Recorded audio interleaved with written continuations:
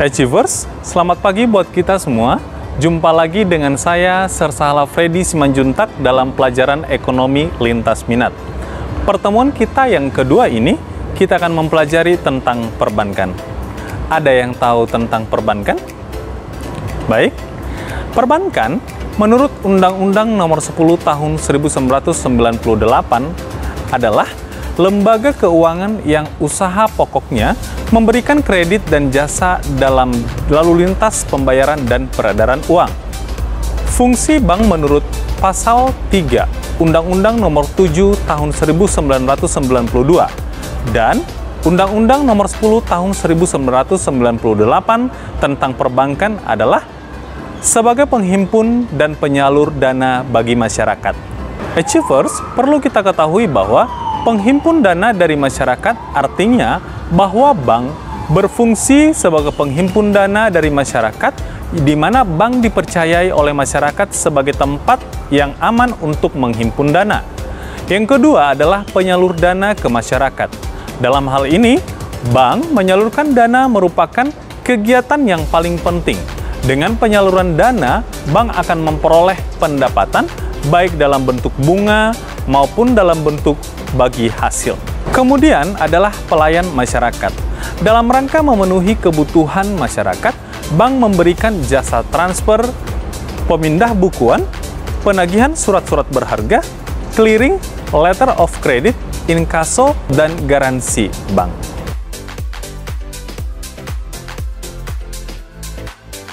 Achievers, kita juga perlu mengetahui jenis-jenis dari bank itu sendiri. Yang pertama adalah menurut jenis kegiatannya. Menurut jenis kegiatannya, bank dibagi atas bank sentral, merupakan badan keuangan yang pada umumnya dimiliki oleh pemerintah dan bertanggung jawab untuk mengatur kestabilan badan keuangan serta menjamin agar kegiatan badan-badan keuangan tersebut dapat menciptakan tingkat kegiatan ekonomi yang tinggi dan stabil. Tujuan dari bank sentral adalah yang pertama, mencapai pertumbuhan ekonomi yang tinggi dan berkesinambungan. Yang kedua adalah penggunaan tenaga kerja yang tinggi. Yang ketiga adalah stabilitas harga. Yang keempat adalah stabilitas suku bunga. Yang kelima adalah stabilitas pasar keuangan. Dan yang terakhir adalah stabilitas pasar nilai tukar. Jenis bank yang kedua adalah bank umum. Bank umum adalah bank yang melaksanakan kegiatan usaha secara konvensional dan atau berdasarkan prinsip syariah yang dalam kegiatannya memberikan jasa lalu lintas pembayaran. Adapun yang perlu kita ketahui tentang fungsi bank umum adalah yang pertama, menghimpun dana dari masyarakat dalam bentuk simpanan berupa giro, deposito berjangka, sertifikat deposito, dan tabungan.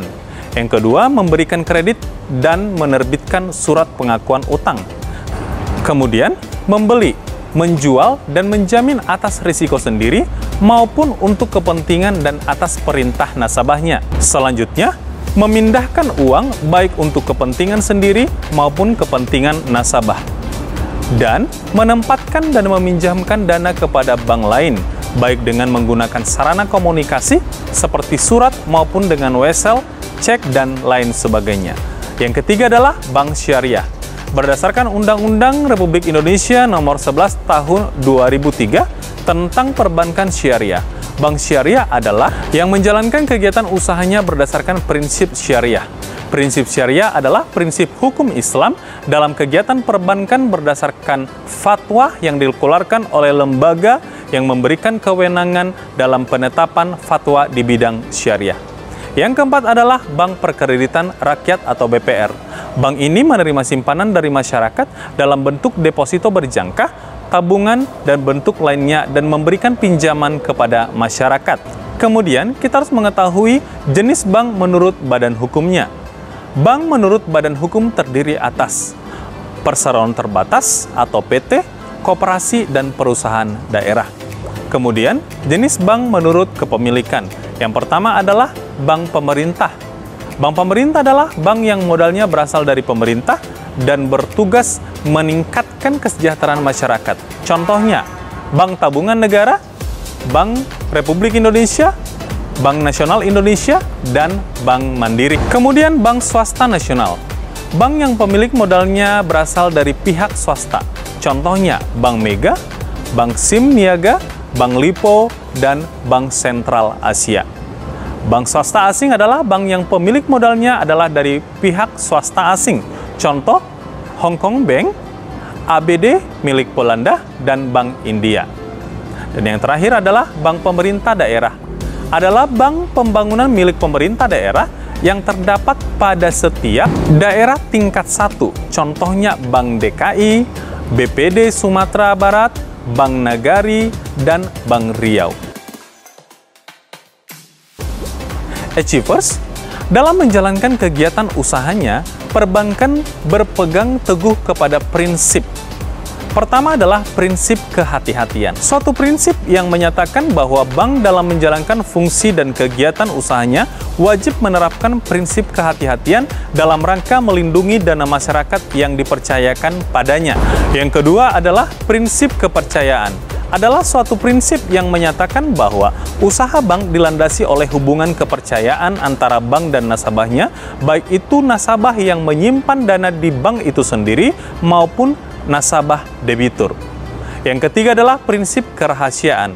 Prinsip yang mengharuskan atau mewajibkan bank merahasiakan segala sesuatu yang berhubungan dengan keuangan dan lain-lain. Dari nasabah bank yang menurut kelaziman dunia perbankan dirahasiakan.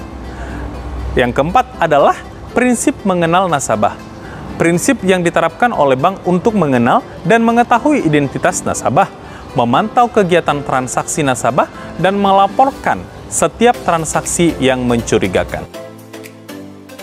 Achievers, kita juga perlu mengetahui produk-produk perbankan. Secara umum, produk perbankan dibagi atas dua. Yang pertama adalah kredit pasif. Kredit pasif merupakan jenis kegiatan bank dalam menghimpun dana dari masyarakat. Dibagi atas, yang pertama adalah giro. Giro adalah simpanan atau tabungan dari nasabah bank yang dapat digunakan sebagai alat pembayaran. Yang kedua adalah tabungan berjangka, adalah sejumlah uang yang disimpan oleh nasabah di bank dengan jangka waktu penarikan yang telah ditentukan, misalnya 1 bulan, 2 bulan, 6 bulan, 1 tahun, maupun 2 tahun. Yang ketiga adalah tabungan. Tabungan adalah simpanan nasabah di bank yang penarikan dananya dapat dilakukan setiap saat sesuai dengan ketentuan yang ditetapkan.